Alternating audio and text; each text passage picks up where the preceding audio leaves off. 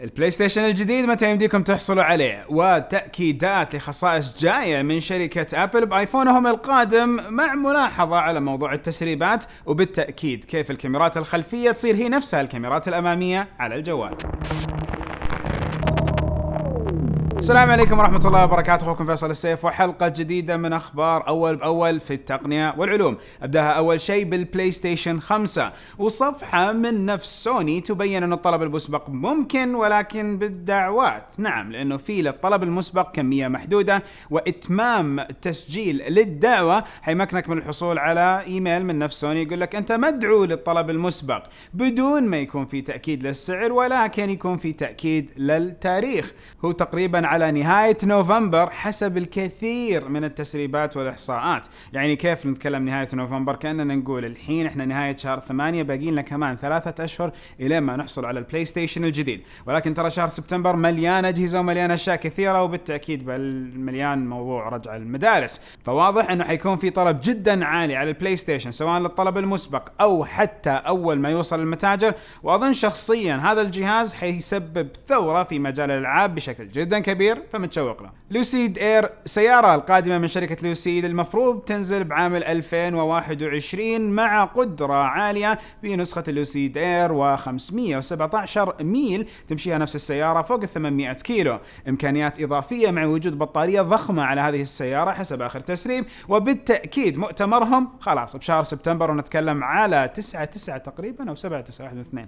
المهم جتني الدعوة للمؤتمر، هذه الدعوة أمامكم، وبالتأكيد بسوي لكم تغطية وأقول لكم وش الوضع الجديد اللي جاي مع المنافس الأكبر لتسلا في السيارات الكهربائية. الإملاء خاصية جديدة قادمة بشكل رسمي لمايكروسوفت وورد. فوورد في العادة كان يمديكم تملوا كلام ويقعد وورد يكتبها، ولكن يبغى لكم تقولوا لهم حطوا نقطة وحط فاصلة وأشياء زي كذا، وما يدعم اللغة الإنجليزية وبعض اللغات. ولكن الإملاء حيكون ممكن بطريقتين جديدة، واحدة منهم أنكم تشغلوا التسجيل والميكروفون، الصوت اللي يجيله أوتوماتيكلي تلقائيا يبدأ يحمل الوورد ويكتبه. والخاصية الثانية تحميل ملفات صوتية من الملفات اللي مثلا سجلتوها لمحاضرات وجلسات نقاش على جوالكم، ترفعوها على نفس وورد، وبالتالي وورد يطلع لكم نفس الكلام اللي صار موجود مع إمكانيات إضافية زي أنكم تسووا كوت، تسووا اقتباس لأحد الأشياء المذكورة. وأيضا مسألة اللغات بأكدها مع مايكروسوفت، وبجيب لكم إياها بإذن الله من مايكروسوفت السعودية إذا اللغة العربية بتيجي، ومتى بالضبط بإذن الله. أذكركم أنه شهر سبتمبر هو شهر حافل بكثير من الأمور والمؤتمرات والأجهزة الجديدة، وأكيد نتكلم على الآيفون وسيارة لوسيد وجوال من شركة صينية، شركة ضخمة، وأيضا إمكانيات إضافية. فخليكم دائما مشتركين ومفعلين زر التنبيهات. وأيضا جروب التليجرام هيحصل على مفاجأة ضخمة جدا بإذن الله ابتداء من الأسبوع الجاي مع عودة للمدارس، لأنه في شيء إيجابي مرة حلو وناس كثير بتفوز. تأكدنا أنه بالفعل صار انكماش في سوق الأجهزة الذكية، وعدد الأجهزة المباعة في الربع الثاني من عام 2020 حسب آخر الإحصائيات اللي تبين أنه التوب 3 أكبر 3 شركات ما زالت محتلة الصدارة. نتكلم على سامسونج، ثم على شركة هواوي، ثم على شركة أبل. هالثلاث بوزيشنات، هالثلاث أماكن ما زالوا عليها من الربع الثاني للربع الثالث، ولكن نتكلم على انكماش في عدد الأجهزة اللي تم بيعها، فبالتالي قل البزنس. طيب مين اللي بالمرتبة الرابعة والخامسة؟ شاومي كانت الرابعة، أوبو كانت الخامسة، صارت أوبو المركز الرابع وشاومي المركز الخامس. المركز السادس حصل عليه فيفو، وبالتأكيد هنا نعرف أنه نعم صار في انكماش، ولكن الشركات الصينية ما زالت كلها في الصدارة أو أكثرها في الصدارة. شركة تصنيع المعالجات TSMC بتبني مصنع لمعالجات 2 نانومتر. 2 نانومتر معالجات لسه أصلا ما تم وضعها على الخطة أبدا. فالشركة الصينية بتستبق الأحداث، واضح أن الصينيين بيدخلوا مرة ثانية في استباق أحداث التكنولوجيا زي ما صار في مسألة ال 5G. حلو، فاشتغلوا على 5G أول ما طلع ال 4G، الحين بيشتغلوا على معالجات مبنية على منصة 2 نانومتر. للتوضيح، حاليا احنا على منصة 7 نانومتر آخر التطورات ومعالجات موجودة للمستخدمين. 5 نانومتر متوقع تيجي في عام 2021، 3 نانومتر متوقع تيجي في عام 2022. فالصينيين اشتروا الأرض وبادين يوظفوا مجموعة ضخمة من الناس لهذا المصنع اللي حيتمم التصنيع والابتكار لمعالجات 2 نانومتر، فيدخل على المستقبل قبل حتى ما يصير في حاجة لهذا الأمر. الاستثمار الضخم اللي حيسووه يمكن يخلينا نتكلم عام 2022 انه يا الله الصينيين طلعوا بكذا وفي حرب ضد الصينيين حتى على المعالجات. حبيت اقول لكم هالخبر. 3 جوالات جديدة، اولها نتكلم على جوال سوني الاكسبيريا 5 مارك 2. تسربت له صور تبين لنا الكاميرا من كارل زايس، وايضا ما في كاميرا تي او اف كاميرا العمق، ولكن تبين لنا ان الجوال ما ندري متى حيجي ولا ندري عنه اي حاجة اصلا. وين سوني موبايلز؟ موضوع كله رايح. الجوال الثاني بجناح الجي، وتسريب من نفس الاندرويد اوثورتي لا تصوير خلال وجود في سيارة لجوال قادم من الجي بجناح يعطيكم شاشة اضافية. يعني الجوال قلنا هذا هو موجود، يصير الشاشة الاضافية من ورا تسوي فليب كأنه اسلوب الكاميرات السمارت الديجيتال، وهذه الشاشة الاضافية تشغل عليها محتوى موسيقي، تشغل عليها شيء اضافي، تحط الجي بي اس، تشوف عليه المكالمات. أصدق تعبير طلع في الحلقة.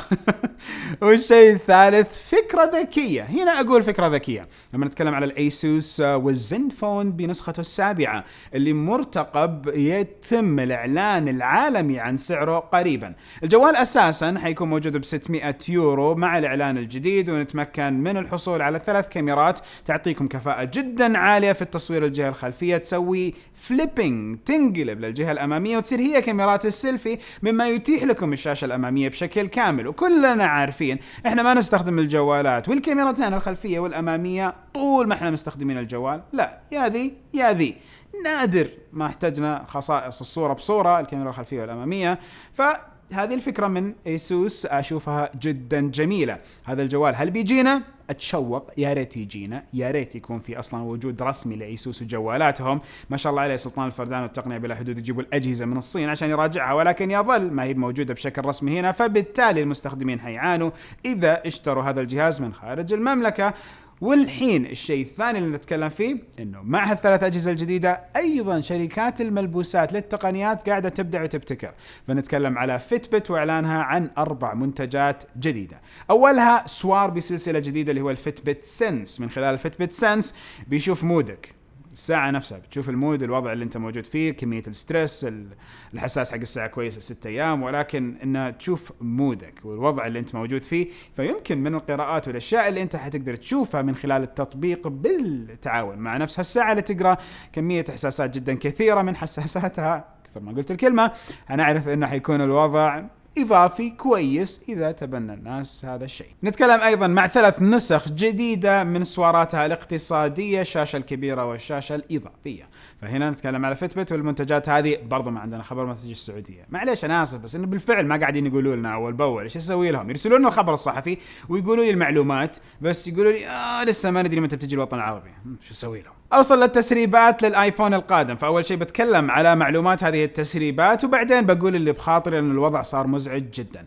فأول شيء لما نتكلم على الشاشة، نعم يمكن نسخة البي في تي تنتقل إلى نسخة واقعية. بي في تي هي النسخة اللي يكون مجموعة من التجارب قاعدة تقوم عليها لمحاولة إنجاز أمر، ومنها هذه النسخ إذا تم تأكيد الخاصية والبرمجة لهذه الخاصية يمكن تكون الخاصية مؤكدة على النسخة النهائية من الجهاز. فالآيفون 12 برو ماكس كل الكلام عليه، حيكون في تردد 120 هرتز للشاشة، حيكون في نمط زي النمط اللي جانا مع النوت 20 الترا، وإمكانية الدايناميك ريفريش ريت بحيث أنه الجوال يحدد نمط الانعاش للشاشة الأنسب لك، يعطيك 60، يعطيك 30، يعطيك 120.